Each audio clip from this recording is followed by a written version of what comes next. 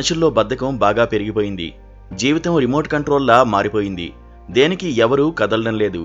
సౌకర్యాలు పెరిగి సర్వనాశనం నెమ్మదిగా మొదలైంది. దీంతో ఎన్నెన్నో రోగాలు పీడిస్తూ వైద్యానికయ్యే ఖర్చు అడ్డంగా పెరిగిపోయి ప్రతి ఇంట్లో ఏదో ఒక రోగంతో ఒక పేషెంట్ ఎప్పుడూ మాత్రలు మింగుతూ టెస్టులు చేయించుకుంటూ నానా బాధ పడుతున్నారు. ఆఫీసుల్లో అయితే కూర్చున్న చోటు నుంచి కదలకపోవడం, ఇంట్లోనేమో కొన్ని గంటల పాటు నిలబడే పనిచేయడం వల్ల అలసట వస్తుంది, కానీ శరీరానికి కావాల్సిన వ్యాయామం దొరకడం లేదు. దాంతో ఇవన్నీ దీర్ఘకాలిక వ్యాధులకు దారితీస్తాయని నిపుణులు ఆందోళన వ్యక్తం చేస్తున్నారు. ఈ పరిస్థితి ఒక వ్యక్తి, కుటుంబానికే కాకుండా దేశ ఆరోగ్య వ్యవస్థకు ముప్పుగా మారుతుందని హెచ్చరిస్తున్నారు. అందుకే వారానికి కనీసం 150 నిమిషాలు వ్యాయామంపై దృష్టి సారిస్తే మేలని ప్రపంచ ఆరోగ్య సంస్థ చెప్తోంది. భారత్లో సగం మందికి పైగా వయోజనులు శారీరక శ్రమపై అసలు దృష్టి సారించడం లేదట. ప్రపంచ ఆరోగ్య సంస్థ WHO సిఫారసుకు తగ్గట్టుగా వ్యాయామం కోసం కనీస సమయం కేటాయించడం లేదని లాన్సెట్ అధ్యయనం వెల్లడించిన విషయం ప్రమాద ఘంటికలు మోగిస్తోంది.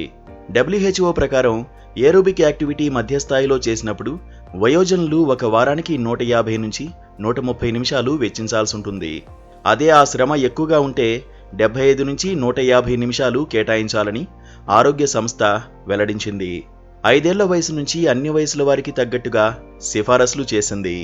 శారీరక శ్రమకు దూరంగా ఉండడం ప్రపంచ ఆరోగ్యానికి పొంచి ఉన్న ఒక ముప్పు. అది దీర్ఘకాలిక వ్యాధుల భారాన్ని గణనీయంగా పెంచుతుంది.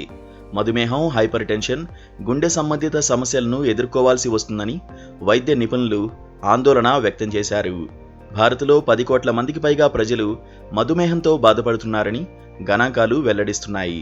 ఇటీవల కాలంలో యువతలో 30 ఏళ్లు కూడా దాటకముందే మోకాళ్లకు సంబంధించిన సమస్యలు తలెత్తుతున్నాయి. అదే నిరంతర వ్యాయామం చేయడం వల్ల కండరాలు, ఎముకలు దృఢంగా మారుతాయి.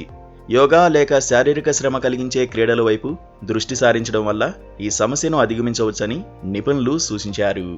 వారానికి 2 లేదా అంతకంటే ఎక్కువ సార్లు వ్యాయామానికి సమయం కేటాయిస్తే అదనపు ప్రయోజనాలు ఉంటాయని వెల్లడించారు. డిప్రెషన్, యాంగ్జైటీ వంటి సమస్యలను నివారించడమే కాకుండా బ్రెయిన్ హెల్త్ మెరుగుపడుతుందని అంటున్నారు. కాబట్టి వెంటనే లైఫ్ స్టైల్ మార్చుకోవడం మంచిది.